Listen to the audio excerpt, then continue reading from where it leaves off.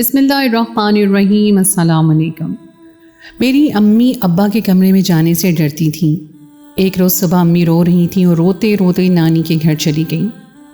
امی کا راز جاننے کے لیے امی کی چادر لے کر ابا کے ساتھ پوری رات گزارتی اور صبح اٹھی تو جسم پر جگہ جگہ زخم تھے اور ابا کمرے میں نہیں تھے، بلکہ ماں اور باپ کا رشتہ اس دنیا کا سب سے قیمتی رشتہ ہوتا ہے، اور اگر ان رشتوں میں آپس میں تال میل نہ ہو تو اولاد کی زندگی بکھر جاتی ہے۔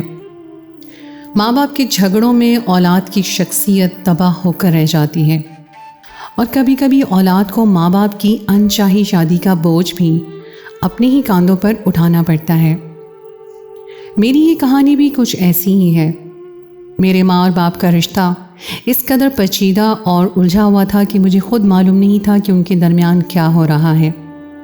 ان کی عجیب و غریب رشتے نے میرے سکون کو برباد کر دیا تھا، اور یہ راز مجھ پر بہت بعد میں کھلا کہ ان دونوں کے درمیان کیا چل رہا تھا۔ یہ گرمیوں کی رات تھی، میری آنکھ کھلی تو گھٹن کے احساس سے میں کمرے سے باہر نکل آئی، اور میں نے عجیب منظر دیکھا کہ رات کے 2 بجے اماں اپنے کمرے سے باہر دروازے کے ساتھ لگ کر کھڑی ہیں۔ ان کا سانس بری طرح پھولا ہوا تھا اور وہ بار بار کمرے میں چپکے سے جھانک کر دیکھ رہی تھی۔ ان کے چہرے کی رنگت اڑی ہوئی تھی اور اندھیرے میں بھی ماتھے پر چمکتا پسینہ صاف دکھائی دے رہا تھا۔ انہیں اس طرح کھڑا دیکھ کر میں حیران ہوئی کہ آدھی رات کو وہ اپنے ہی کمرے کے دروازے سے لگی کیوں کھڑی ہیں، اور وہ بھی ایسی حالت میں۔ میرے ذہن میں پہلا خیال یہی آیا کہ کہیں گھر میں چور تو نہیں گھس آئے، کیونکہ آج کل علاقے میں چوریاں کچھ زیادہ ہی بڑھ گئی تھیں۔ یہی سوچ کر میں دبے پاؤں اماں کے قریب گئی، اور جیسے ہی میں نے انہیں اماں کہہ کر آہستہ سے پکارا تو وہ ڈر گئیں اور مجھے دیکھ کر میرے ہونٹوں پر انگلی رکھ دی اور خاموش رہنے کا اشارہ کیا، اور جلدی سے جھانک کر دوبارہ کمرے میں دیکھا۔ میں گھبرا گئی اور اشارے سے پوچھا، اماں کیا ہوا ہے؟ کمرے میں کون ہے جس سے آپ چھپ رہی ہیں؟ اماں نے کوئی جواب نہ دیا اور مجھے اشارے میں واپس جانے کا کہنے لگی۔ ان کے چہرے پر عجیب سے تاثرات تھے، ایسا لگ رہا تھا جیسے وہ کسی چیز سے ڈر رہی ہوں، مگر میں نے تو آج تک اماں کو کسی بھی چیز سے ڈرتے نہیں دیکھا تھا، اور کمرے میں ابا کے سوا اور کون ہو سکتا تھا؟ لیکن اماں کو ابا سے ڈرنے کی کیا ضرورت پیش آ گئی تھی؟ ان کا رشتہ تو کافی حد تک نارمل تھا۔ پھر ابا کی آواز آئی، وہ کمرے کے اندر سے اماں کو پکار رہے تھے اور جلدی اندر آنے کا کہہ رہے تھے۔ ابا کی آواز لرز رہی تھی اور وہ بہت بے صبری سے اماں کو بلا رہے تھے۔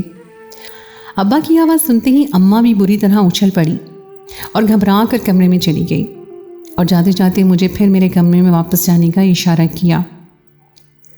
میری اماں کا یہ رویہ بہت ہی عجیب اور غیر معمولی تھا۔ پتہ نہیں کیوں رات کی اس پہر وہ اتنی بوکھلائی ہوئی لگ رہی تھیں۔ شاید ان کے اور ابا کے درمیان کچھ ہوا تھا۔ خیر، میں واپس اپنے کمرے میں چلی آئی اور سارا وقت یہی سوچتی رہی کہ اماں کو آدھی رات کو کیا ہوا ہے، کیوں وہ اتنی خاموشی سے اپنے ہی کمرے کے باہر کھڑی تھی اور بار بار اندر جھانک کر کیا دیکھنا چاہتی تھی؟ کیا وہ اپنے شوہر سے چھپنا چاہتی تھی؟ اگلی صبح میں سو کر اٹھی تو اماں کو دیکھتے ہی رات والا واقعہ مجھے یاد آ گیا۔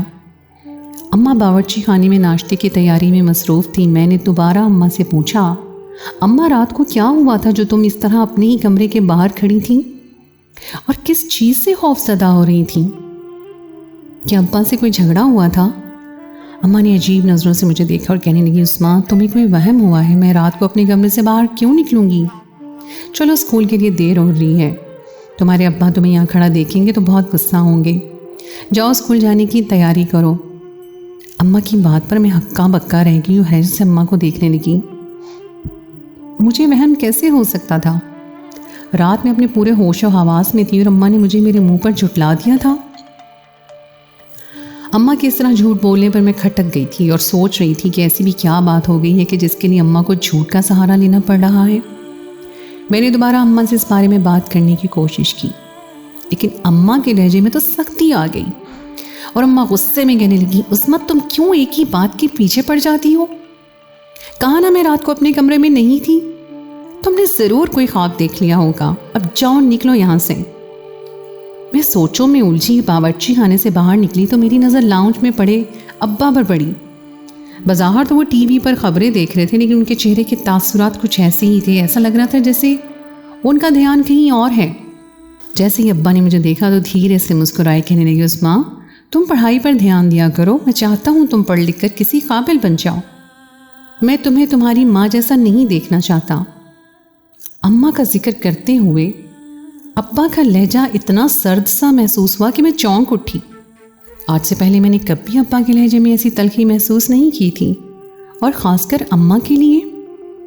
میری اماں نے ایسا کیا کیا تھا کہ ابا مجھے ان کے جیسا نہیں دیکھنا چاہتے تھے؟ اماں تو بہت ہی اچھی اور گھریلو عورت تھیں. اماں نے اپنی ذمہ داریوں کو پورا کرنے میں کسی قسم کی کوئی کسر نہیں چھوڑی تھی. وہ تو ابا اور مجھ سے بھی بہت محبت کرتی تھی، لیکن آج اچانک ہی ابا ان سے بدگمان نظر آ رہے تھے. یقیناً ان دونوں کے درمیان کوئی لڑائی جھگڑا ہوا تھا. یہ سوچ کر میں بہت زیادہ پریشان ہو گئی تھی، کیونکہ وہ دونوں میری زندگی تھے اور میں انہیں ایک ساتھ خوش دیکھنا چاہتی تھی. تھوڑی دیر میں اماں ہمارا ناشتہ لے کر آئیں تو مجھے محسوس ہوا کہ اماں کی چال میں کچھ لنگڑاہٹ ہے. وہ بہت مشکل سے چل رہی تھیں، جیسے پیروں میں بہت تکلیف ہو. ٹیبل پر ناشتہ لگاتے وقت بھی ان کے چہرے پر تکلیف کے آثار نمایاں تھے. ایسا لگتا تھا جیسے وہ بہت مشکل سے جھک رہی ہوں. اور جیسے ہی اماں چائے رکھنے کے لیے میرے سامنے جھکی، میری نظر ان کی گردن پر پڑے نشان پر گئی. اماں کی گردن پر عجیب سا نیلے رنگ کا نشان تھا، جیسے کوئی چوٹ لگی ہے. میں نے فکر مند ہو کر اماں سے پوچھا کہ یہ گردن پر کیا ہوا ہے؟ اماں نے گھبرا کر جلدی سے اپنا دوپٹہ گردن پر ٹھیک کیا اور کہنے لگی، کچھ بھی تو نہیں، بس گرمی سے ہو جاتا ہے کبھی کبھی. یہ کہہ کر اماں نے ابا کی طرف دیکھا تو ابا نظریں چرا گئے اور ایسے ناشتے میں مصروف نظر آنے لگے جیسے یہاں موجود ہی نہ ہو. میں نے تو کبھی گرمی سے ایسے نشان نہیں دیکھے تھے. ایسا لگ رہا تھا جیسے اماں کی گردن پر کوئی چوٹ آئی ہو اور اماں اسے مجھ سے چھپانا چاہتی ہوں. مجھے گھر کا ماحول بہت ہی پراسرار سا محسوس ہو رہا تھا، اور اماں اور ابا کے درمیان بھی کھچاؤ نظر آ رہا تھا، اور ان کے انداز میں بھی عجیب سی گھبراہٹ تھی. ناشتہ لگاتے وقت بھی میں نے ان کے ہاتھوں میں واضح کپکپاہٹ محسوس کی تھی. آج سے پہلے میں نے کبھی ایسا محسوس نہیں کیا تھا. پتہ نہیں ان دونوں کے درمیان کیا بات ہوئی تھی. اماں نے تو رات والی بات کو بھی جھٹلا دیا تھا، جبکہ میں اچھی طرح جانتی تھی کہ وہ کوئی خواب نہیں تھا. انہی سوچوں میں گم میں اسکول چلی گئی اور پھر سارا دن ایسے ہی مصروف گزر گیا. امتحانات قریب تھے، اس لیے میں نے راتوں کو جا کر پڑھائی کرنے کا فیصلہ کیا تھا. اور رات مجھے پڑھتے ہوئے کچھ ہی دیر گزری تھی کہ باہر سے عجیب سی آواز آنے لگی تھی. پتہ نہیں کس قسم کی آواز تھی. جب مجھ سے رہا نہ گیا تو میں خاموشی سے اپنے کمرے سے باہر نکلی. میں نے دیکھا کہ اماں باورچی خانے میں موجود ہیں اور بلا وجہ برتنوں کو یہاں وہاں کر رہی ہیں. اماں ابا سے کوئی جھگڑا ہو گیا ہے کیا؟ کیوں روز رات کو کمرے سے باہر آنے لگی ہو؟ جاؤ جا کر آرام کر لو. اماں نے میری طرف دیکھا تو مجھے ان کی آنکھیں بھیگی ہوئی نظر آئیں. شاید وہ یہاں کھڑے چپکے چپکے اپنے جذباتوں کو آنسوؤں کی صورت بہا رہی تھیں. اماں میرے قریب آئیں، محبت سے میرے سر پر ہاتھ پھیر کے کہنے لگیں، جاؤ عظمیٰ تم اپنے کمرے میں چلی جاؤ اور راتوں کے کمرے سے باہر نہ آیا کرو، زمانہ ٹھیک نہیں ہے. میں بھی تھوڑی دیر میں تمہارے ابا کے پاس ہی جاؤں گی، مجھے اور کہاں جانا ہے. میری قسمت نے مجھے اس کمرے میں جانے پہ مجبور کر دیا ہے. اماں کے لہجے میں بے بسی بول رہی تھی. ان کی بات سن کر ایسا لگا جیسے وہ ابا کے ساتھ خوش نہیں ہیں. اماں اور ابا کے درمیان آئیڈیل رشتہ تو پہلے بھی نہیں تھا، لیکن گھر کا ماحول کافی بہتر تھا. اماں اور ابا کے درمیان آئیڈیل رشتہ تو پہلے بھی نہیں تھا، لیکن گھر کا ماحول کافی بہتر تھا. مگر اب اچانک سے ہی پتہ نہیں ان دونوں کو کیا ہو گیا تھا. اور پھر اماں بہت مشکل سے چلتے ہوئے اپنے کمرے میں چلی گئی تھیں، اور میں سوچ رہی تھی کہ اس مسئلے کو کس طرح حل کروں کہ سب ٹھیک ہو جائے. مجھے تو مسئلہ بھی معلوم نہیں تھا، بس میں اتنا جانتی تھی کہ میری ماں خوش نہیں تھی اور ابا بھی اماں سے ناراض تھے. میں اپنے کمرے میں واپس چلی آئی تھی. میرا دھیان پڑھائی سے پوری طرح ہٹ گیا تھا. آدھی رات تک میں بس ایسے ہی صفحے پلٹتی رہی اور پھر فجر کی اذان کے وقت دوبارہ کمرے سے نکلی تو مجھے ایسا لگا جیسے کوئی سایہ گھر سے باہر گیا ہو. اتنی رات کو کون باہر جا سکتا تھا؟ ابا تو فجر کی اذانوں کے بعد ہی اٹھتے تھے. میں نے جا کر اماں کے کمرے کا دروازہ بجایا تو اماں نے کافی دیر بعد دروازہ کھولا. ان کا چہرہ سرخ محسوس ہو رہا تھا، جیسے آنکھیں سوجی ہوئی ہیں. बाल बुरी तरह बिखरे हुए थे और लिबास शिकन आलूद था। मैंने दरवाजे पे खड़े खड़े ही कमरे में नज़र डाली। अम्मा का कमरा बुरी तरह बिखरा हुआ था और बिस्तर की चादर भी नीचे पड़ी थी। ऐसा लग रहा था जैसे कमरे में कोई जंग हुई हो। अम्मा ने मुझे दरवाजे पे खड़े देखा तो हैरत से पूछने लगी, उस्मा तुम इस वक्त यहाँ क्या कर रही हो? कितनी बार कहा है कि रात को कमरे से ना निकला करो। मैंने हकलाते हुए कहा, अम्मा मुझे ऐसा लगा जैसे कोई अभी घर से बाहर गया हो। अब्बा कहाँ हैं? क्या वो कहीं बाहर गए हैं? अम्मा ने गुस्से से मेरी तरफ देखा और कहने लगी, तुम्हारी तो हर बात ही निराली है। आधी रात को नींद में से उठती हो और अपनी मर्जी से कुछ भी देख लेती हो। तुम्हें फिर से वहम हुआ है, तुम्हारे अब्बा गुस्लखाने में हैं। मैं एक दफ़ा फिर नामुराद अपने कमरे में वापस आ गई थी। सब क्या चल रहा था? आधी रात को अम्मा के कमरे की ऐसी हालत क्यों थी? क्या अब्बा अम्मा के साथ किसी किस्म की कोई ज़ोर ज़बरदस्ती कर रहे थे? सब कुछ बहुत उलझ कर रह गया था। मैं तो इम्तिहानात की तैयारी पे भी ध्यान नहीं दे पा रही थी। 2-3 दिन और गुजर गए और मैंने ऐसी ही अजीब व गरीब चीज़ों को महसूस किया। कभी अम्मा कहीं से ज़ख्मी नज़र आती तो कभी उनको चलना तक ना आता, कभी वो बैठती तो उनके मुँह से कराह निकलती और आंसुओं की लड़ी बहने लगती। दूसरी तरफ अब्बा ने अम्मा से जैसे मुंह फेर लिया था। वो सारा वक्त अम्मा को नज़र भर के भी नहीं देखते थे, लेकिन जैसे ही रात के 10 बजते वो अम्मा का हाथ पकड़ते और उन्हें कमरे में खींचते हुए ले जाते। ऐसा लगता है जैसे अम्मा उनके साथ कमरे में नहीं जाना चाहती हों और वो उन्हें ज़बरदस्ती ले जाते हों। घर के इस माहौल ने मेरी शख्सियत पर इतना गहरा असर डाला था कि मैंने अपनी सहेलियों से बातचीत तक ख़त्म कर दी थी और मेरी पढ़ाई भी मुतासिर हो रही थी। और फिर एक सुबह मैंने देखा कि अब्बा जल्दी काम के लिए निकल गए और अब्बा के जाते ही अम्मा ज़ोर ज़ोर से रोने लगी।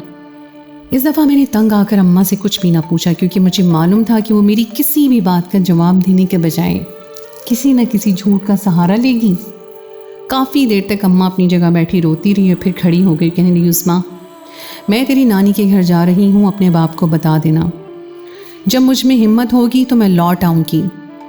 ये कहकर अम्मा चादर ओढ़ती घर से निकल गई और मैं हक्का बक्का उन्हें जाती देखती रह गई। अम्मा को क्या हो गया था? वो तो अरसे से नानी के घर नहीं गई थी। अब्बा को उनका नानी के घर जाना कुछ ख़ास पसंद नहीं था और इसलिए अम्मा वहाँ जाने से गुरेज करती थी। अम्मा जा चुकी थी और मैं सर पकड़कर बैठ गई थी। मुझे लग रहा था कि अम्मा किस तरह चले जाने से बात मज़ीद बिगड़ जाएगी, लेकिन बात थी क्या ये तो मैं भी नहीं जानती थी। इत्तफाक से उस दिन अब्बा रात गए लौटे तो उनके आने से पहले ही मैंने उनके कमरे का दरवाज़ा बंद कर दिया और ख़ुद अम्मा की चादर लेकर उनकी जगह उनके बेड पर लेट गई। मैं चाहती थी कि अब्बा को अम्मा की गैर मौजूदगी का इल्म ना हो और मुझे भी पता चल जाए कि रात को उनके कमरे में चल क्या रहा है। जिस तरह बिखरा हुआ कमरा मैंने देखा था, मेरा दिल पूरी तरह सहम गया था। मैं जानती थी अगर मैं पकड़ी भी गई तो अब्बा मुझ पर कभी नाराज़ नहीं होंगे, क्योंकि मैं उनकी इकलौती बेटी थी और अब्बा मुझसे बेइंतहा मोहब्बत करते थे। इसलिए मैं आसानी से अम्मा की जगह लेट गई थी। अब आगे इंतज़ार में मुझे नींद लग गई, लेकिन जब मेरी आँख खुली तो मेरे रोंगटे खड़े हो गए। मैं बेयकीनी और परेशानी के आलम में कभी खुद को देखती और कभी सामने मौजूद इंसान को जो मुझे बर्बाद करने के लिए बिस्तर पर आ गया था। मेरे हाथों पर नींद के निशान वाज़े दिखाई दे रहे थे। शायद उसने मेरा हाथ पकड़ा था, इसलिए मेरी आंख खुली थी। वो जो कोई भी था, अम्मा उसके आगे हाथ जोड़कर खड़ी थी और रहम की भीख मांग रही थी। मुझे तो कुछ समझ ही नहीं आ रहा था वो शख्स कौन था और क्या चाहता था। अम्मा और अब्बा क्यों उसके आगे बेबस खड़े थे? अम्मा कब नानी के घर से लौटी थी मुझे कुछ मालूम नहीं था। अम्मा ज़ारो कतार रोते हुए उससे कह रही थी कि मेरी बेटी को छोड़ दो, इसकी कोई गलती नहीं है, मेरे गुनाहों की सज़ा इससे मत दो, अगर तुमने इसे कुछ किया तो मैं अपनी जान ले लूँगी। अम्मा ने साइड टेबल पर रखी फलों की छुरी उठाई और अपनी गर्दन पर रख ली। अम्मा को अपनी गर्दन पर छुरी रखता देखकर मेरी सांस रुक गई और अब्बा भी परेशान नजर आने लगे। और सबसे बढ़कर वो शख्स जो मुझे बर्बाद करने के लिए एक पैर पर खड़ा था, वो घबरा कर अम्मा की तरफ बढ़ा और अम्मा से कहने लगा, नरगिस ऐसी गलती हरगिज़ भी ना करना, मैं तुमसे बहुत मोहब्बत करता हूँ, अगर तुम्हें कुछ हुआ तो मैं मर जाऊँगा। अम्मा रोते हुए कहने लगी, रोज़ रोज़ के मरने से बेहतर है कि मैं एक ही दिन मर जाऊँ। हर रात मैं तड़प तड़प कर गुजारती हूँ और ये खौफ मुझे सताता है कि कहीं मेरे गुनाहों की सज़ा मेरी बेटी को ना मिल जाए। तुम मेरे शौहर के सामने मुझे बेआबरू करते हो और चाहते हो कि मैं ऐसी ही ज़िंदगी गुजारती रहूं, तो अब ये मेरे लिए मुमकिन नहीं रहा। मानती हूँ कि सालों पहले मुझसे गुनाह हुआ था, मैंने तुमसे झूठी दिल लगी की थी, جان بوجھ کر تمہیں اپنی محبت کے جال میں پھنسایا تھا، تمہارے پیسے سے خوب عیش کیا تھا، اور پھر جب رضا کا رشتہ میرے لیے آیا تو میں نے تمہیں جھوٹ بول کر ٹھکرا دیا۔ مجھے لگا تھا کہ تمہیں یہ بات کبھی پتہ نہیں چلے گی کہ تمہارے رشتے کو انکار میرے گھر والوں نے نہیں بلکہ میں نے کیا تھا۔ مجھے لگا تھا کہ تم اس بات سے مکمل طور پر انجان رہو گی اور ہمیشہ یہی سمجھو گے کہ میں اپنے گھر والوں کے آگے ہار گئی ہوں، اور اسی لیے میں تم سے ہمیشہ کے لیے دور ہو گئی ہوں۔ لیکن نہ جانی تمہیں کیسے سارا سچ پتہ چل گیا، تم جان گئے کہ میں نے جان بوجھ کر تمہیں دھوکہ دیا تھا۔ رضا تم سے کہیں زیادہ دولت مند اور خوبصورت تھے۔ میں نے رضا کی خوبصورتی اور دولت کو دیکھ کر تمہاری محبت کو جان بوجھ کر ٹھکرایا تھا۔ مجھے کیا معلوم تھا کہ میں تمہیں کس قدر تکلیف پہنچا رہی ہوں، اور میری غلطی تمہیں کہاں سے کہاں پہنچا دے گی۔ میں تو اپنے شوہر کے ساتھ ایک اچھی اور پرسکون زندگی گزار رہی تھی۔ میری بیٹی عظمیٰ ہمارے گھر کی رونق تھی، اور پھر پتہ نہیں تم کہاں سے واپس لوٹ آئے۔ جس دن تم پہلی دفعہ ہمارے گھر آئے تھے مجھے لگا تھا کہ میں تمہیں دھتکار دوں گی تو تم لوٹ جاؤ گے، لیکن تم نے تو میرے ہی شوہر کے آگے مجھے بے آبرو کرنا شروع کر دیا۔ میری جدائی نے تمہیں اس قدر طاقتور مجرم بنا دیا کہ تمہیں تو کسی بھی چیز کا خوف نہ رہا۔ میں نے اور میرے شوہر نے اب تک ہر اذیت صرف اور صرف اس لیے جھیلی کیونکہ تم نے مجھے میری بیٹی کے حوالے سے دھمکایا تھا۔ میرا شوہر ہر رات مجھے تمہارے ہاتھوں زخمی ہوتا دیکھتا رہا، لیکن عظمیٰ کی خاطر اس نے اپنے لبوں کو سی لیا اور کبھی اپنے منہ سے ایک لفظ نہیں نکالا۔ میں بھی ڈر گئی تھی کہ کہیں تم میری بیٹی کی عزت کو کوئی نقصان نہ پہنچا دو، اور میرے شوہر نے بھی یہی سوچ کر خاموشی اختیار کر لی کہ بیٹی جوان ہو رہی ہے، اور اگر ایسی بات چار دیواری سے باہر نکلے گی تو عظمیٰ کا مستقبل تباہ ہو جائے گا۔ لیکن آج تم میری بیٹی کے بستر تک پہنچ گئے ہو تو میں اب خاموش نہیں رہ سکتی۔ میں ایسی زندگی کا کیا کروں جس میں ہر پل مجھے اپنی بیٹی کی عزت کو لے کے دھڑکا لگا رہتا ہے۔ میں اپنے شوہر کی نظروں میں گر چکی ہوں، اور آج تو میری بیٹی بھی میری حقیقت جان چکی ہے کہ میں نے تمہیں اپنی محبت کے جال میں پھنسا کر برباد کیا ہے۔ میں اب مزید جینا نہیں چاہتی، میں مر جاؤں گی تو یہ سلسلہ بھی ختم ہو جائے گا، تمہارا انتقام ٹھنڈا پڑ جائے گا، اور میری بیٹی کی عزت بھی بچ جائے گی۔ جیسے ہی اماں نے اپنے ہاتھ پر ذرا سا دباؤ بڑھایا تو وہ آدمی چیخ اٹھا اور کہنے لگا، نرگس مجھے معاف کر دو، میں تمہاری بیٹی کو کوئی نقصان نہیں پہنچاؤں گا، لیکن تم خود کو نقصان نہیں پہنچانا۔ میں آج بھی تم سے پہلے جیسی ہی جنونی محبت کرتا ہوں۔ یہ سچ ہے کہ جب تمہاری بے وفائی کا مجھے پتہ چلا تو مجھ سے برداشت نہ ہوا۔ جس دن تم مجھے چھوڑ کر گئی تھی اس دن میں نے اپنا گھر بار چھوڑ دیا تھا، میں غلط لوگوں کے ساتھ مل گیا، اور میں نے سیدھا راستہ چھوڑ کر جرم کا راستہ چن لیا۔ میں اتنا طاقتور مجرم بن گیا کہ پولیس بھی مجھ پر ہاتھ ڈالتے گھبراتی ہے، اور اسی بات کا فائدہ اٹھا کر میں تمہیں تکلیف پہنچانے لگا۔ میں چاہتا تھا کہ تمہیں بھی پل پل ویسی ہی اذیت ہو جیسی اذیت میں نے اٹھائی تھی۔ میں کبھی تمہاری بیٹی کو نقصان نہیں پہنچانا چاہتا تھا، لیکن آج تمہاری بیٹی خود ہی تمہاری جگہ چلی آئی، اور اندھیرے میں مجھے اس بات کا احساس نہ ہو سکا۔ میں نے تمہاری بیٹی کے ساتھ کچھ غلط نہیں کیا ہے، اور نہ ہی کبھی کر سکتا ہوں۔ میں آج کے بعد کبھی تمہاری زندگی میں واپس لوٹ کر نہیں آؤں گا، مگر تم خود کو نقصان نہ پہنچاؤ۔ اگر تم مر گئی تو میرے پاس بھی جینے کی باقی وجہ نہیں بچے گی۔ میری ماں روتے ہوئے اسے کہنے لگی، خدا کے واسطے جاتے جاتے مجھے معاف کر دو، مجھے چین نہیں لینے دے گا۔ میں نہیں جانتی کہ میرا دھوکہ تمہاری زندگی برباد کر دے گا۔ اگر تم نے آج مجھے معاف نہ کیا تو شاید مجھے دوسرے جہان میں بھی معافی نہیں مل سکے گی۔ اماں کی بات سن کر وہ شخص دھیرے سے مسکرایا اور کہنے لگا، نرگس میں نے تمہیں معاف کیا، میں نے تمہیں معاف کیا۔ اس کے لہجے میں ایک عجیب سا درد تھا، جیسے آج بھی وہ میری ماں کی محبت کی نارسائی کا دکھ سہ رہا ہو۔ اور پھر وہ تیز تیز قدم اٹھاتا ہمیشہ کے لیے ہماری زندگیوں سے چلا گیا۔ میں جان گئی تھی کہ اتنا عرصہ سے میری اماں کے کمرے میں کیا چل رہا تھا، کیوں ابا نہیں چاہتے تھے کہ میں اپنی ماں جیسی بنوں۔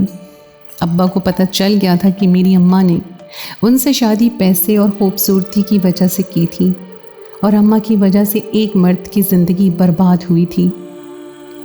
اس کے جاتے ہی اماں ابا کے قدموں میں گر پڑی اور ابا سے بھی معافی مانگ لی۔ ابا نے میری خاطر اماں کو معاف کر دیا تھا، اور ہماری زندگی پھر سے سنبھل گئی تھی۔ لیکن میں کبھی کبھی سوچتی ہوں کہ ایک عورت چاہے تو کتنی زندگیاں سنوار سکتی ہے، اور چاہے تو کتنی زندگیاں برباد کر سکتی ہے۔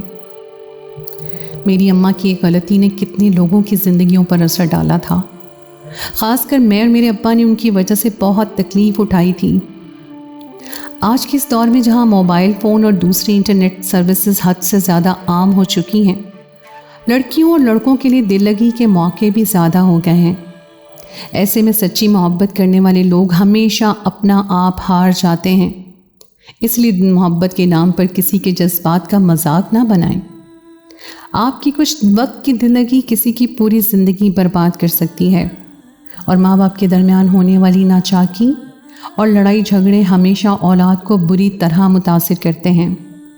اسی لیے ماں باپ کو ایک دوسرے کے ساتھ ہمیشہ محبت اور نرمی کا رویہ رکھنا چاہیے۔ آپ لوگوں کی اس بارے میں کیا رائے ہے؟ تو دوستو، یہ تھی میری آج کی کہانی۔ امید ہے آپ کو آج کی کہانی پسند آئی ہوگی۔ کہانی اچھی لگے تو اس کو لائک ضرور کیجیے، اپنے دوستوں کے ساتھ شیئر کیجیے، اور اگر آپ نے ابھی تک میرے چینل کو سبسکرائب نہیں کیا تو اس کو فوراً سبسکرائب کر لیجیے۔ ساتھ ہی لگے بیل کے بٹن کو بھی پریس کر دیں تاکہ آپ کو میری آئندہ آنے والی کہانی کا نوٹیفیکیشن بر وقت مل سکے۔ اگلی کہانی تک کے لیے مجھے دیجیے اجازت۔ خدائے پہمان۔